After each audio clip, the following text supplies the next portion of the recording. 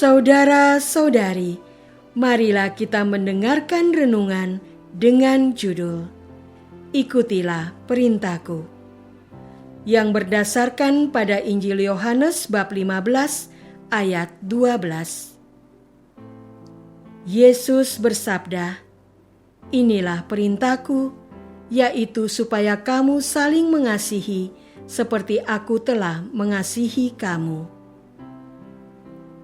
Dalam nama Bapa dan Putra dan Roh Kudus. Amin. Saudara-saudari terkasih dalam nama Tuhan Yesus Kristus. Pada suatu hari, Yesus menyampaikan ajarannya tentang kasih kepada para murid-Nya. Sabda Yesus, "Inilah perintahku, yaitu supaya kamu saling mengasihi seperti aku telah mengasihi kamu."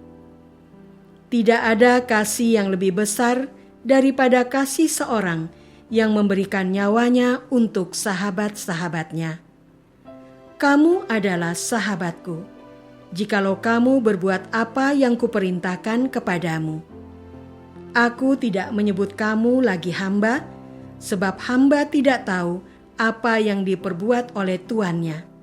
Tetapi aku menyebut kamu sahabat, karena aku telah memberitahukan kepadamu segala sesuatu yang telah kudengar dari Bapa-Ku. Bukan kamu yang memilih aku, tetapi akulah yang memilih kamu. Dan aku telah menetapkan kamu, supaya kamu pergi dan menghasilkan buah, dan buahmu itu tetap, supaya apa yang kamu minta kepada Bapa dalam namaku, diberikannya kepadamu. Inilah perintahku kepadamu, kasihilah seorang akan yang lain." Saudara-saudara terkasih, Yesus menyampaikan perintah untuk saling mengasihi sebagai warisan iman kepada para murid-Nya sebelum naik ke surga. Yesus hendak menegaskan inti ajarannya, yaitu kasih. Ajaran inilah yang membedakan dengan ajaran iman yang lain. Santo Paulus dalam suratnya kepada umat di Korintus menuliskan demikian, "Kasih itu sabar, kasih itu murah hati, ia tidak cemburu, ia tidak memegahkan diri dan tidak sombong. Ia tidak melakukan yang tidak sopan dan tidak mencari keuntungan diri sendiri. Ia tidak pemarah dan tidak menyimpan kesalahan orang lain. Ia tidak bersukacita karena ketidakadilan, tetapi karena kebenaran. Ia menutupi segala sesuatu, percaya segala sesuatu, mengharapkan segala sesuatu, sabar menanggung segala sesuatu. Kasih tidak berkesudahan. Nubuat akan berakhir, bahasa roh akan berhenti, pengetahuan akan lenyap." Yesus tidak hanya mengajarkan tentang kasih. Ia sendiri sudah melakukan tindakan kasih itu. Yesus sudah menurunkan harkatnya sebagai Allah Putra dengan turun ke dunia sebagai manusia. Yesus bahkan merendahkan dirinya dengan menderita sengsara dan wafat di kayu salib demi menebus dosa manusia.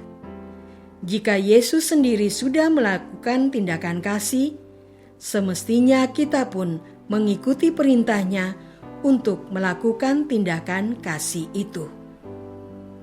Saudara-saudara terkasih, masyarakat sering tidak memahami makna kasih yang diajarkan Yesus.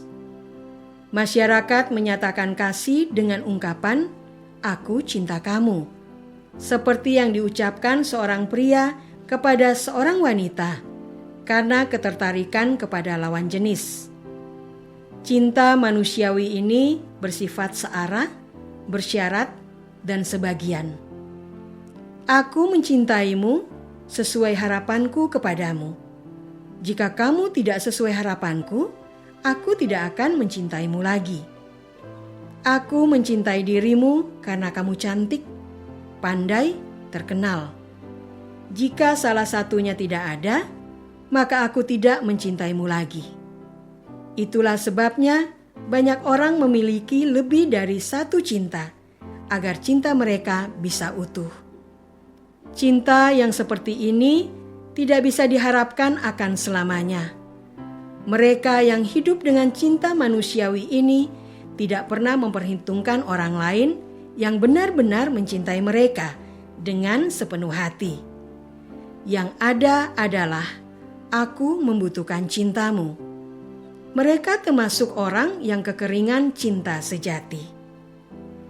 Saudara-saudara terkasih, kasih yang Yesus ajarkan bersifat ilahi. Kasih ini mengandalkan dialog kedua belah pihak. Kasih diberikan sesuai kemampuan yang memberi dan sesuai kebutuhan yang diberi.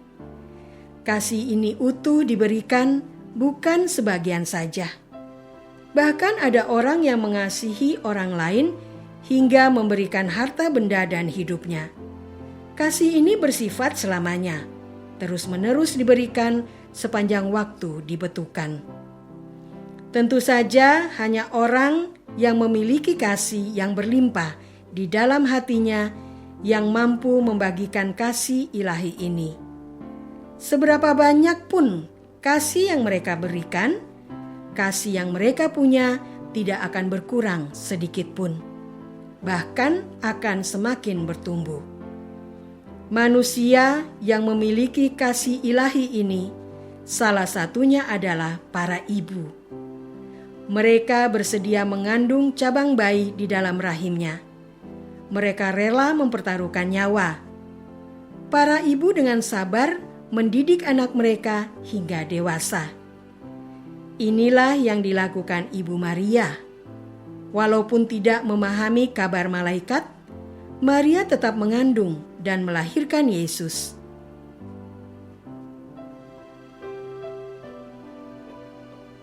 Maria mendidik Yesus dalam budaya Yahudi. Maria menemani Yesus dalam karya keselamatan yang dilakukannya. Maria menemani Yesus di jalan salib dan di bawah salib.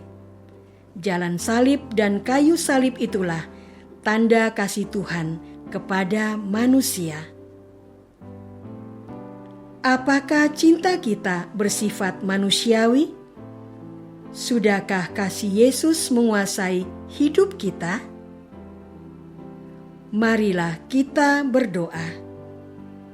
Ya Tuhan, Yesus dan Maria memiliki kasih yang tak berkesudahan, sehingga tidak pernah habis dibagikan kepada kami. Kasih Yesus tidak terbatas oleh nilai manusiawi dan batas waktu. Ajarlah kami untuk memiliki dan membagikan kasih tersebut kepada setiap orang yang kami temui. Biarlah kasih-Mu memenuhi hidup kami di dunia, sehingga damailah hidup kami di dunia ini. Engkaulah Tuhan kami, kini dan sepanjang masa. Amin. Semoga kita semua selalu dinaungi dan dibimbing oleh berkat Allah yang Maha Kuasa. Dalam nama Bapa dan Putra dan Roh Kudus. Amin.